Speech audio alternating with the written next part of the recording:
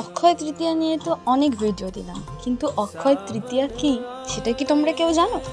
অক্ষয় তৃতীয়া হলো অত্যন্ত গুরুত্বপূর্ণ একটি শুভ তিথি। প্রাচীনকাল থেকে এই রীতির প্রচলন হয়ে আসছে। অক্ষয় শব্দের অর্থ হলো যা কখনো ক্ষয় হয় না। এই দিনে তুমি যা কিছু করবে তাই অক্ষয় হয়ে থাকবে। তাই জন্য এই দিনে নানান শুভ কাজ করা হয়। যেমন এই দিনে কিন্তু ভগবান বিষ্ণুর ষষ্ঠ অবতার জন্মগ্রহণ করেছিলেন। এই দিনেই মা অন্নপূর্ণার আবির্ভাব ঘটেছিল। আর আজকের দিনেই কিন্তু পুরীধামের রথ তৈরির প্রথম কাজ শুরু হয়েছিল। তাই আজকের দিনে সমস্ত রকম শুভ কাজ করা হয়। আচ্ছা, এরই মধ্যে বলে রাখি, আমাদের সর্বমঙ্গলা মায়ের মন্দিরে কিছু মানুষ থাকেন যাদের অর্থনৈতিক অবস্থা খুবই খারাপ।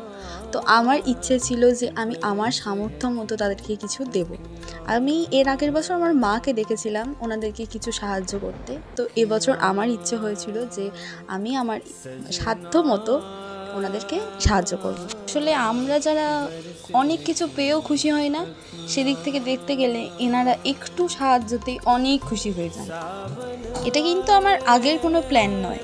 অক্ষয় তৃতীয়ার আগের দিন বিকেলবেলা ভাবছিলাম কালকে পুজো দিতে যাব, সেক্ষেত্রে মনে পড়ে গেল ওনাদের কথা।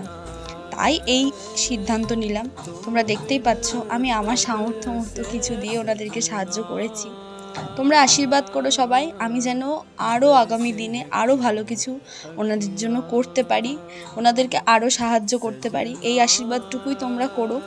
আর আশা করি এই ভিডিওটা তোমাদের ভালো লেগেছে। ভালো লাগলে like, share and subscribe my channel Radharani family blogs. রাধারানীর কৃপাতে আমি ওনাদের কিছু সাহায্য করতে পেরে আমার নিজেরও অনেক ভালো লেগেছে। সকালবেলায় ঘুম থেকে উঠে পজিটিভভাবে মাকে দেখে প্লাস পুজো দিয়ে মনটা খুব ভালো হয়ে গেছিলো, বিশ্বাস করো।